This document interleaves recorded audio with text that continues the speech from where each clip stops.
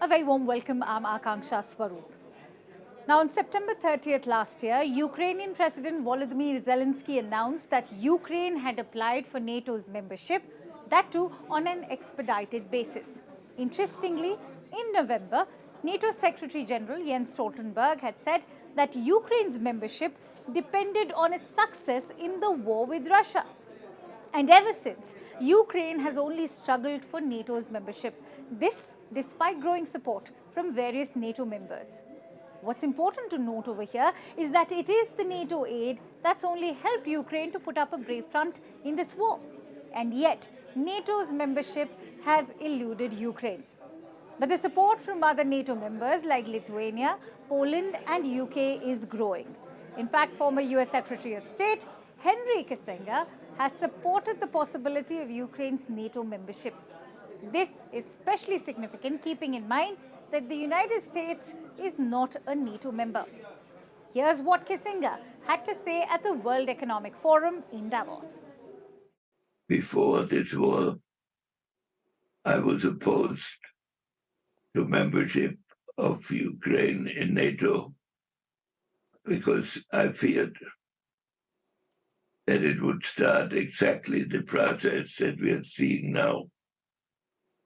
Now that this process has reached this level, the idea of a neutral Ukraine under these conditions is no longer meaningful.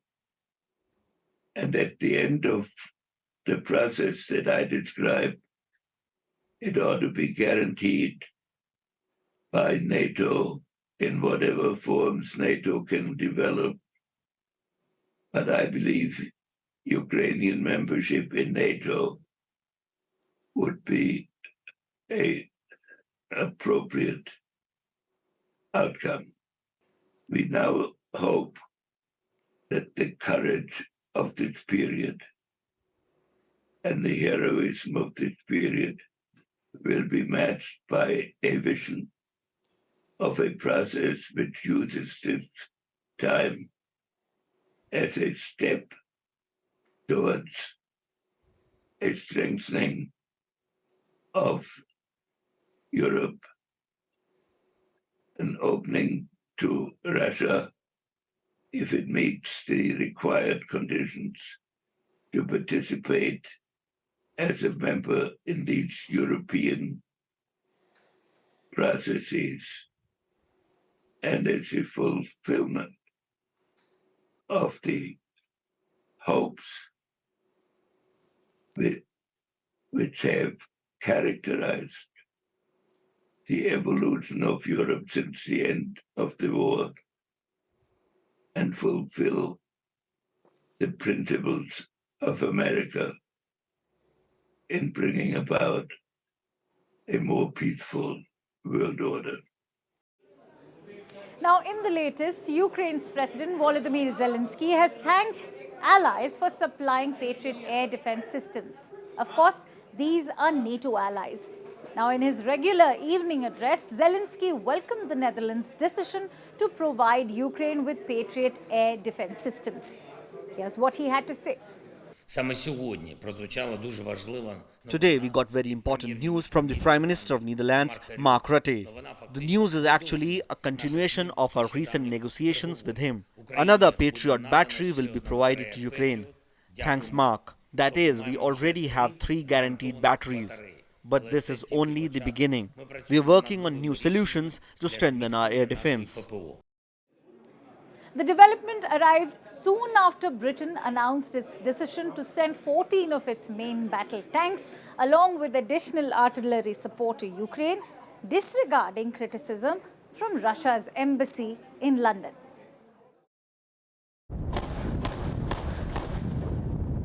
As fighting continues in eastern Ukraine, the United Kingdom's government has confirmed that it will be the first NATO country to supply its ally with Western tanks. A squadron of 14 tanks called the Challenger 2 will deploy to the conflict in the coming weeks. But what is the Challenger 2 and what kind of impact can it have on the war? The Challenger 2 is what's called a main battle tank, or MBT, and it's specifically designed to attack other tanks and armored vehicles, seen here during NATO exercises 2 years ago. Until now, Ukraine's military has primarily relied on its older Soviet-era tanks. It's also captured and repurposed some of Russia's during the invasion. President Zelensky has long pleaded with allied countries to include their tanks in aid packages, but some Western officials have been cautious over the concern that Russia or even China could get their hands on advanced Western military technology. Moscow's also likely to see the introduction of Western tanks onto the battlefield as an escalation of the war, and NATO is desperate not to be drawn more directly into it. The Challenger 2 has been in service with the British Army since 1994 and has been deployed to Bosnia, Iraq, and other crises. The UK's gift could put added pressure on other NATO countries, particularly the US and Germany, to give their own tanks, which have so far resisted. Along with the Challenger 2, Britain's also giving Ukraine about 30 artillery vehicles called the AS-90. It will take time to train the Ukrainian forces on how to use the British tanks and artillery, and Russia's London embassy is dismissing the development. The embassy says the Challengers are unlikely to turn the tide of the war, will drag it out, and will be targeted by Russia's own forces. In December, I told the House that I was developing options to respond to Russia's continued aggression in a calibrated and determined manner. Today, I can announce the most significant package of combat power to date to accelerate Ukrainian success. This includes a squadron of Challenger 2 tanks with armoured recovery and repair vehicles. We will donate AS-90 guns to Ukraine. This comprises a battery of 8 guns at high readiness and 2 further batteries at varying states of readiness. Hundreds more armoured and protected vehicles will also be sent, including Bulldog. A manoeuvre support package, including minefield breaching and bridging capabilities, worth £28 million, and dozens more uncrewed aerial systems, worth £20 million, to support Ukrainian artillery. Another 100,000 artillery rounds on top of 100,000 rounds already delivered. Hundreds more sophisticated missiles, including GMLRS rockets, Starstreak air defence, and medium-range air defence missiles. An equipment support package of spares to refurbish up to 100 Ukrainian tanks and infantry fighting vehicles. In fact, it was in first week of January this year that the United States and Germany announced sending armoured fighting vehicles to Ukraine.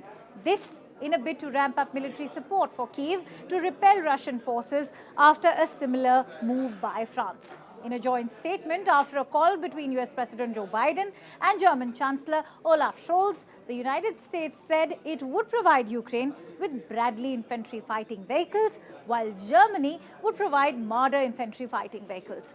Both countries also agreed to train Ukrainian soldiers on how to use them. Germany would also supply a Patriot air defense battery to Ukraine. It should be noted that Ukraine has scored some battlefield successes since Russian forces invaded last February, but has asked NATO allies for heavier weapons to defend itself. On the other hand, the German Chancellor has ramped up defense spending and sent aid and weapons to Ukraine, but like other Western powers, sometimes even hesitated before supplying powerful weapons for fear of only risking direct conflict with Russia. In fact, Germany aims to supply around 40 Marder armoured personnel carriers to Ukraine in this year's first quarter. With the Marders, in the first place, we want to equip a battalion. A battalion is about 40 vehicles, depending on the design. These 40 vehicles should still be ready in the first quarter, so that they can be handed over to Ukraine as well. The training on this equipment is scheduled by the specialists to last about 8 weeks, insofar as that will take place beforehand in Germany. The USA will train likewise the Ukrainian personnel with these vehicles. The Bradleys, US fighting vehicles themselves. The USA will train likewise the Ukrainian personnel with these vehicles, the Bradleys. Whether this happens in Germany on American troop bases or in the USA is beyond my knowledge. Interestingly, Poland has also decided to send a company of Leopard tanks to help neighboring Ukraine in the war with Russia invading. This announcement was made last week. It should be noted that a company consists of 14 tanks. But Polish President Duda, on a visit to Lviv, said that the move would be a possible one only as an element in a larger international coalition of tank aid to Kiev. Poland's leaders have been indicating that they were in talks with other countries over a potential international coalition that would send the German-made Leopard tanks to Ukraine. They have not named who these countries will be that will be a part of this international coalition. Within this potential international coalition, they have taken the decision to contribute a first package of tanks, a company of Leopard tanks, and that will only help to strengthen Ukraine's defense. Now, Zelensky had made it amply clear that Ukraine needs more tanks to win the war and that mere rhetorical support from NATO members is not enough. Let's also listen in to what Ukraine's president has to say. На сьогодні просто підтримки України від колег в НАТО. Today, just support of Ukraine from NATO colleagues and just support in the form of rhetoric about open doors is not enough for Ukraine. Namely, it is not enough for the motivation of our country. To be even more detailed, it is not enough for the motivation of our soldiers. And that's why we need steps forward. Або конкретніше, недостатньо для мотивації наших воїнів. І тому для нас потрібні кроки вперед.